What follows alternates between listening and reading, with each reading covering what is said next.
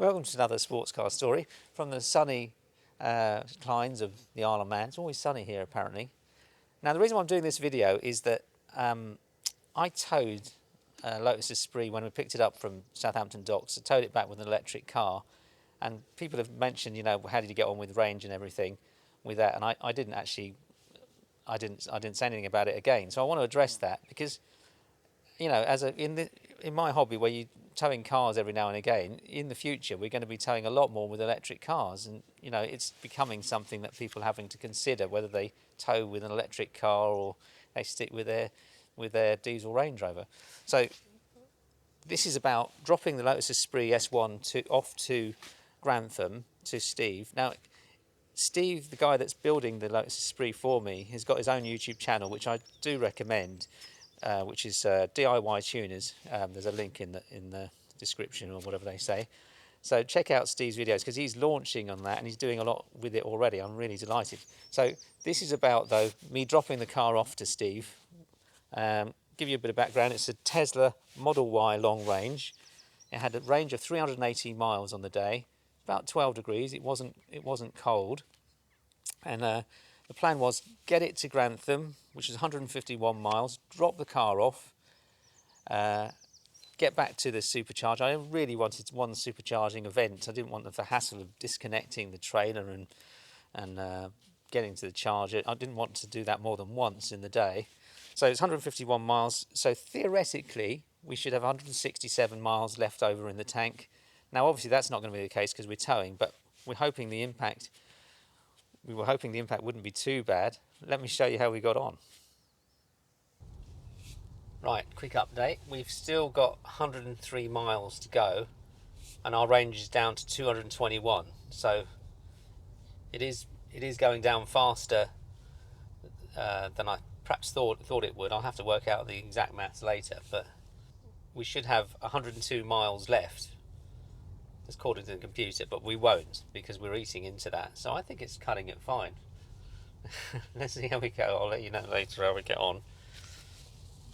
So about halfway through the journey, just quick stop to check the car's tied on properly. I'm not very good at straps, but I'm getting better actually. You can always learn, can't you? You can always learn, but the straps seem tight, and let's press on.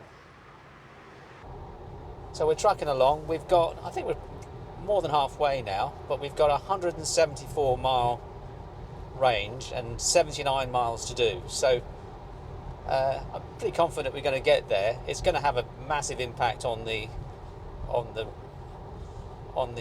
expected range or the predicted range, but as long as we get there, be interesting to see the percentage impact at the end, which is what we're aiming for here. But right, as you can see, I don't know if you can, the range has dropped away dramatically. So it's now saying it's only 48 miles to go, and I've got 92 miles in the tank. But actually, I think you ignore the 92 miles now because I think the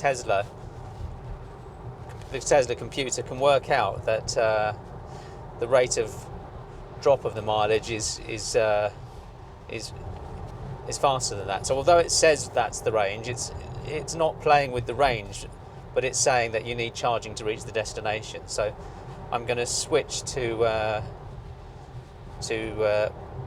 charging point, which isn't that far away. It's Grantham Supercharger, but it's just all the hassle of disconnecting a trailer and reversing. Hopefully there's nobody there and I can take it on sideways, but we'll have a look at that when we get there. But yeah, it's not ideal. It's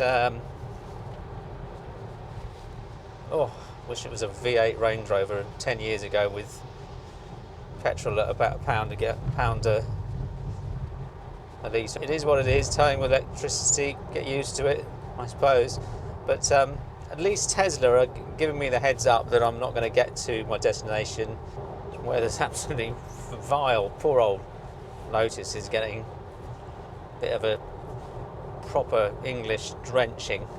It has an impact on your day, towing with electric. It doesn't mean you've got this terrible range anxiety necessarily, because there's plenty of superchargers around. It just means you have to adapt, and I'm used to driving an electric car around the country, but the range is normally pretty accurate, within 5-6%. Now this is just not accurate. I've almost got to halve it, I think, which is if I halve it, which means I've got 28 miles to go to the charging place now, and I've got half of 78 miles, which is showing. So it's cutting it fine. It says I'll have 7% when I get there, and I don't think I will, and I'll have about 1%.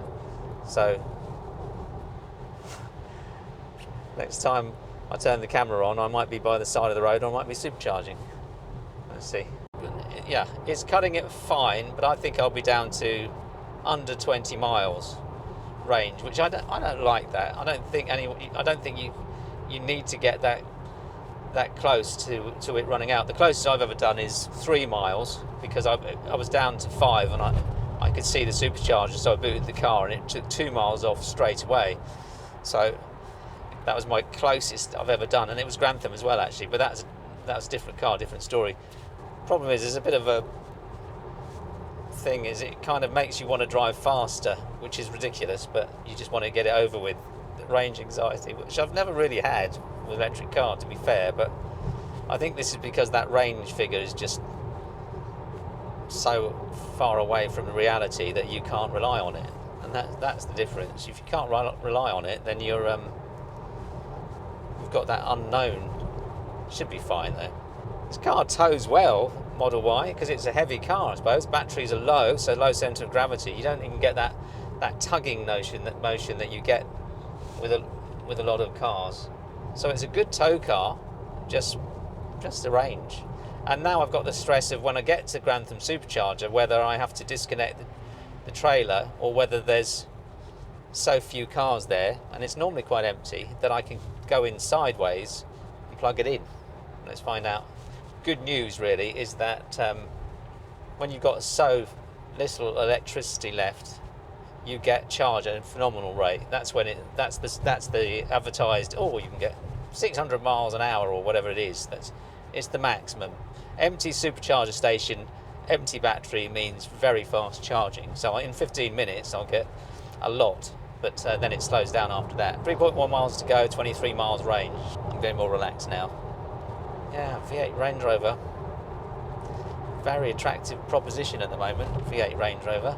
Fill the tank up, clean the wheel arches with the pump while you're at it. Stop worrying. Right, finally coming off the motorway. Thank goodness for that. So the answer is I didn't make it to my destination. I'm probably about 10 miles short, but luckily this is en route. It's not going to have too much of an impact on my day, just the charging time. Wasn't expecting to be charging now. Trying to see if I've got an angle on a Tesla supercharger. I might well have, there's one on the end there. I'm relatively confident of that.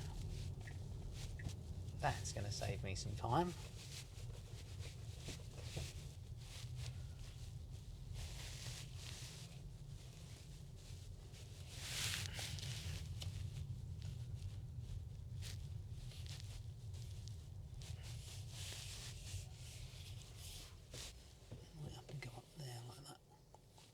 Side of the thing. So there we are. We ended up travelling slightly less, 145 miles, with our predicted range of 318. Meant we should have had 173 miles left over in our electrical tank. We actually had 15 miles left over in our electric tank. It's pretty appalling. Which is only 47% of the original range, the original 318. So less than half. And I think if I was towing something heavier, or it was a colder day, you know, it's a caravan, I think you've got to allow less than that. I'd say if you've got a 300 mile range, it should be a third. You've got 100 miles. I think that's of the order. So it's not great. Now, the future is going to be very difficult to predict, because in 10 years' time, we're all supposed to be towing caravans down the M5 in an electric car. And you know, imagine the bun fight at the charging stations, and people unhooking their caravans. It's just going to be carnage. It's just not realistic.